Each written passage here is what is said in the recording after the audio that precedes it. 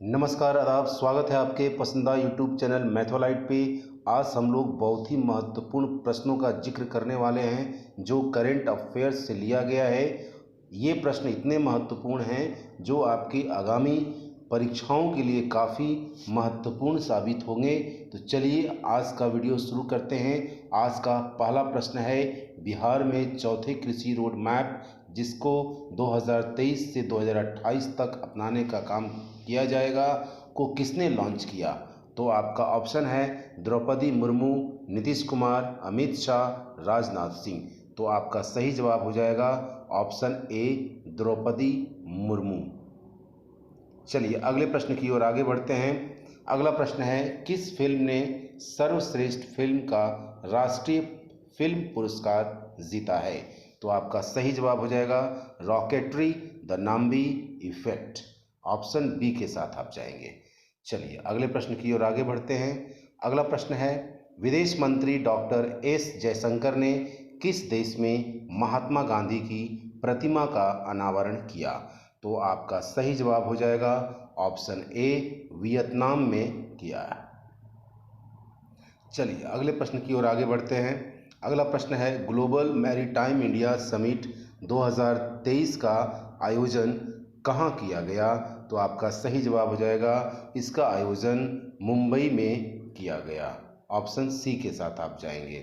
अगला प्रश्न, रक्षा मंत्रालय ने INS व्यास के मिड लाइफ अपग्रेड के लिए किसके साथ समझौता किया है? तो आपका सही जवाब हो जाएगा option B, Cochin Shipyard Limited के साथ किया है। बहुत ही इंपॉर्टेंट प्रश्न है करंट अफेयर्स का। चलिए अगले प्रश्न की ओर आगे बढ़ते हैं। अगला प्रश्न है, चौथे एशियाई पैरा खेलों का आयोजन किस देश में किया गया? तो आपका सही जवाब हो जाएगा चीन में किया गया। ऑप्शन बी सही हो जाएगा। चलिए अगले प्रश्न की ओर आगे बढ़ते हैं। अगला प्रश्न है प्रश्न संख्या 7, अंतर्राष्ट्रीय ओलंपिक समिति ने किस खेल को 2028 के लॉस एंजिल्स ओलंपिक में शामिल किया है? तो आपका सही जवाब हो जाएगा ऑप्शन डी, उपर्युक्त सभी। स्क्वैश को भी शामिल किया है, क्रिकेट को भी शामिल किया है, बेसबॉल को भी शामिल किया है। तो चलिए इसका आंसर हो जाएगा उपर्युक्त सभी। अगला प्रश्न, वनडे क्रिकेट इतिहास में 300 छक्के लगाने वाले पहले भारतीय बल्लेबाज कौन बन गए हैं? तो आपका सही जवाब हो जाएगा option D, Rohit Sharma ji. Rohit Sharma one day cricket इतिहास में 300 छक्के लगाने वाले पहले भारतीय बल्लेबाज बने हैं।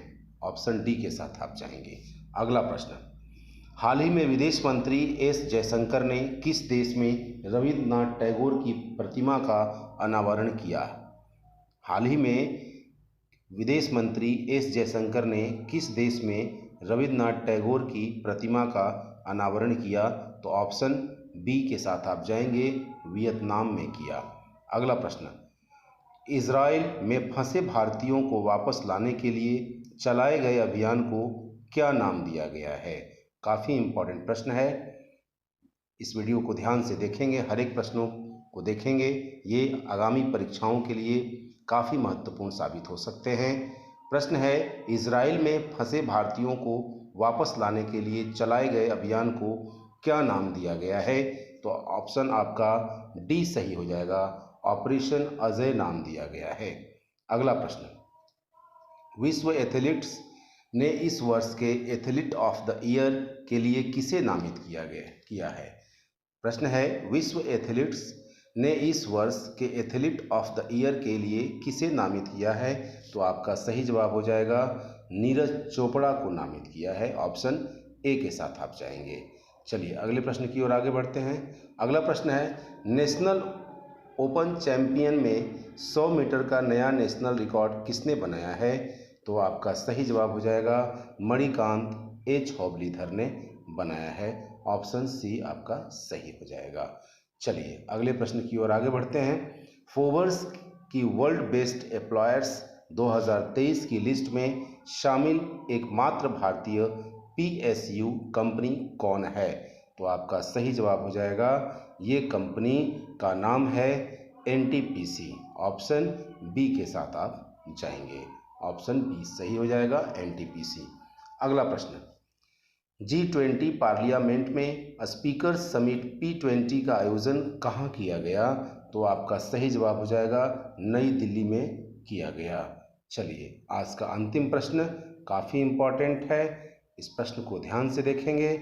प्रश्न है, सड़क परिवहन और राजमार्ग मंत्रालय द्वारा शुरू हेतु बंधन योजना के तहत किस राज्य में 7 पुल परियोजनाओं की मंजूरी दी गई?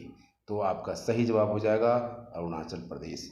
तो ये प्रश्न करंट अफेयर्स के काफ़ी महत्वपूर्ण प्रश्न है जो आपके आगामी परीक्षाओं के लिए, विभिन्न प्रतियोगी परीक्षाओं के लिए, उन अभ्यर्थियों के लिए बहुत ही महत्वपूर्ण साबित होंगे, लाभदायक सिद्ध होंगे।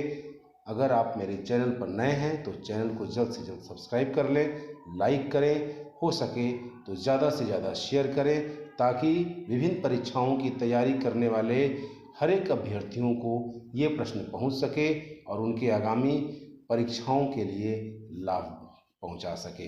तो चलिए इस तरह के प्रश्नों के साथ फिर मिलेंगे, तब तक के लिए जय हिंद, वंदे मातरम।